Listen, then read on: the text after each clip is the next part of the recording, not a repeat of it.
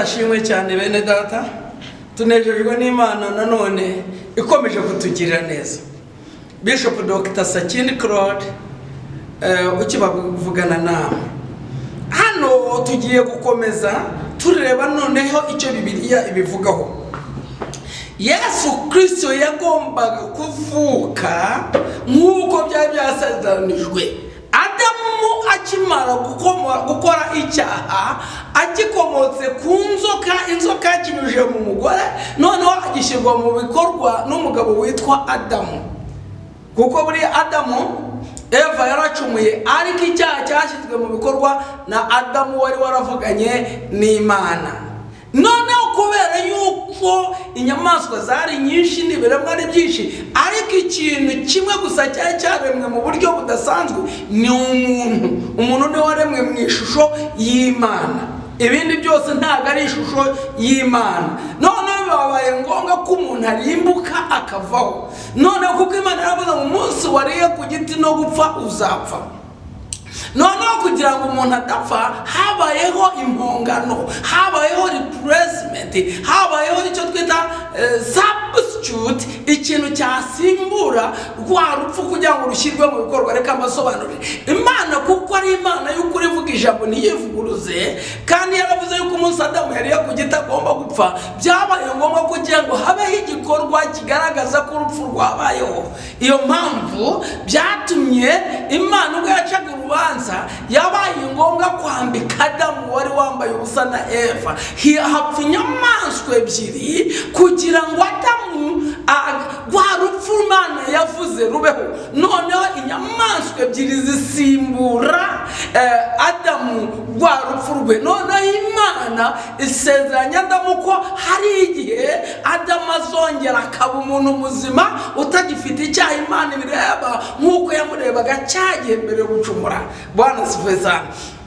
Ibi ndashaka kuvuga iki? Nuko mu gihe Adamu yacumuraga ibitambo byaratambwe. Maheburayo ibice 10:22 hatubwira amagambo avuga ngo ukurikije amategeko ibyaha byose ibintu byose byezwa n'amaraso. Amaraso yatavuye nta kubabarirwa ibyaha gushobora kubaho. Ari nayo mpamvu Adamu atashoboraga kongera kwambara nta maraso yamenetse. Niyo mpamvu mwitangira igice cya mbere ibice 3:21-23 amaraso yamenetse kugira ngo Adamu yambare, Adamu ababarirwe. Noneho hashyiyeho system dutegereze urubyaro rw'umugore rwagomba kuzana gukiranuka kwiteka yose. Kandi aho umuntu Imana izongera kureba umuntu ikamubona nk'Adamu wa mbere atarakora icyaha. Yesu ashimwe cyane. Ibi ndashaka kuvuga iki? Ibi byo nshaka gusobanura ni ukuvuga ngo Yesu mu kuvuka kwe rero Bibiliya irabidusobanura neza. Yesu yaravutse kandi avuka afite intego byaravuzwe kugira ngo azazane gukiranuka kw'igihe cyose, kubera yuko Bibiliya avuga ngo abari muri Kristo Yesu ntateka bazacirwaho. Rero Yesu yaraje, noneho Yesu yaraje kugira ngo Imana yongere irebe Adamu wa mbere imurebere muri Adamu wa nyuma. Hari Adamu wa mbere na Adamu wa nyuma. None Adamu wa mbere azanye urupfu, Adamu wa mbere wa nyuma azana ubugingo buhoraho. Noneho icyo Bibiliya itubwira rero, Bibiliya Yesu yaravutse kugira ngo aze mu isi Imana yongere kureba umugambi wayo.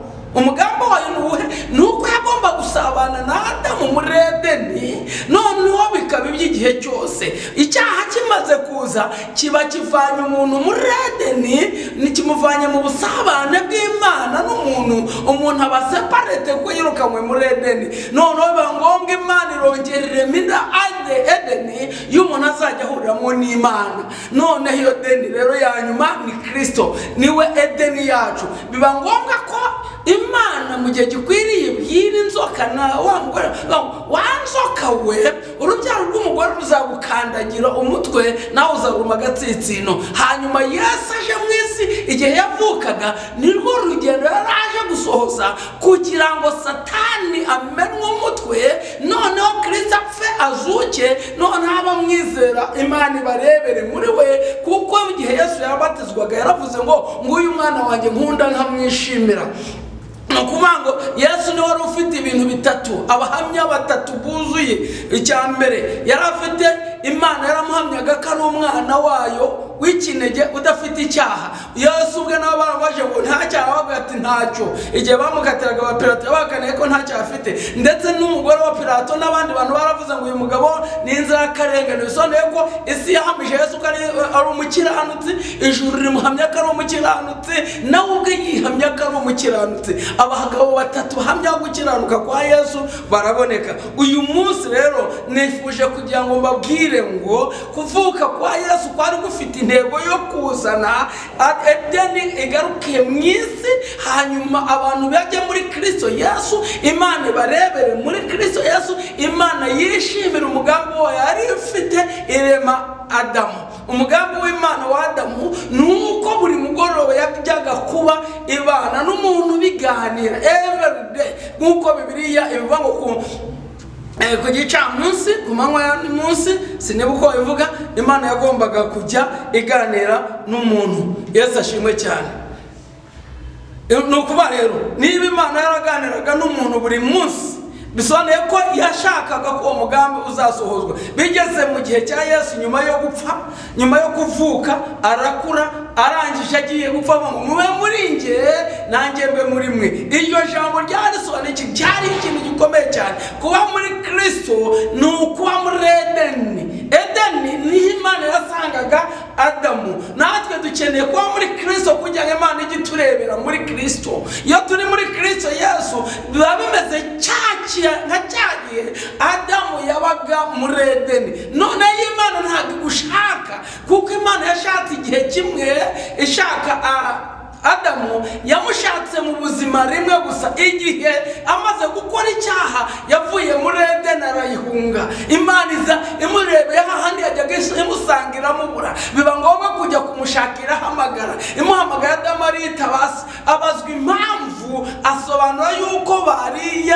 ku giti icyaha cyabavanyemo. Yesu rero yusomye muri Yohana wa mbere ibice 3 umurongo wa mbere, abantu bakundwa ubu turi abana b'Imana, kuko tuzamenya ni kurerekanwa icyaha, tuzi ko Yesu nerekanwa, tuzamureba uko ariko tuzamureba ko ari. Nukuvuga ngo rero muri make nshaka gusoza hafi y'umusozo, nenda kubabwira ngo Yesu yavutse kugira ngo aze agarure Edeni yapfuye cyagihe, ayigarure hano twongere kuba muri Edeni. None Imana nizajya igiye kudushaka, nikadushakire Malawi, nikadushakire South Africa, nikadushakire mu mabara, nikadushakire mu marogi, nikadushakire mu binyoma, nikadushakire mu magambo, nikadushakire mu menshi yo gutukana mu kurwa, ahubwo dushakire muri Kristo. Yaravuze ngo nukorera abari muri Kristo Yesu ntateka bazacirwaho. Niyo impamvu zo kuvuka kwa Yesu kwari ukugira ngo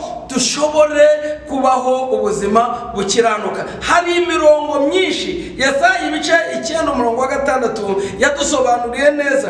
Yesu yavukiye abantu bose, ni umwami n'umukiza, kandi amazina yagaragaza imirimo ye, umujyanama mwiza, Imana ikomeye, ushobora byose, Data wa twese uhoraho, umujyanama, ibintu nk'ibyo. Ni umwami w'amahoro, ni umujyanama. Yusomye Mika atubwira yuko umwami Yesu yagomba kuvukira i Betelehemu nubwo ari mutoya.